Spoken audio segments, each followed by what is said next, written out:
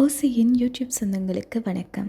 2022ஆம் ஆண்டு மலையாளத்தில் வெளியான நம்மள் என்ற படத்தின் மூலம் அறிமுகமானவங்க தான் பாவனா. அவங்க நடித்த முதல் படமே ஹிட்டான நிலையில் அடுத்தடுத்த பட வாய்ப்புகள் அவங்களுக்கு வந்து குவிஞ்சிச்சு.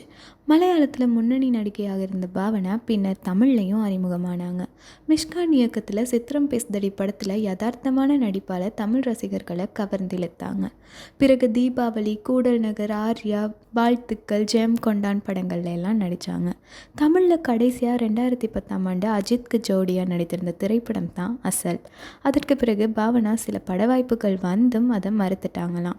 இருப்பினும் கன்னடம் மற்றும் மலையாளத்துல எல்லாம் தரமான கதைகளை தேர்வு செஞ்சு தொடர்ந்து நடித்து வந்தாங்க. பாவனா சில வருடங்களுக்கு முன்னுக்கு மிகப்பெரிய சர்ச்சை ஒன்றில் சிக்கினதாகவும் அதிலிருந்து மீண்டு வந்ததாகவும் சொல்லியிருக்காங்க.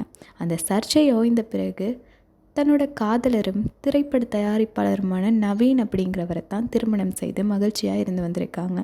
திருமணத்திற்கு பிறகு நடிப்பு பணியை தொடர்ந்து வந்தாலுமே திரைப்படங்களை குறைத்து கொண்டாங்களாம். குறிப்பாக 14 வருஷம் கழித்து த டோர் அப்படிங்கிற தமிழ் திரைப்படத்தில் இப்போ நடித்து வர்றாங்க. அண்மையில் இவங்கள்ட்ட ஏன் படங்களில் நடிப்பதை குறைத்து கொண்டீங்கன்னு ஒரு கேள்வி கேட்கப்பட்டுச்சு. அதற்கு பாவனா, என்னை பற்றி பல வதந்திகள் பரப்பப்பட்டன, சம்மதமே இல்லாமல் சிலருடன் இணைத்து பேசினாங்க, நான் உயிரோடு இருக்கும்போதே இறந்து விட்டதாகலாம் வதந்திகள் பரப்பப்பட்டுச்சு.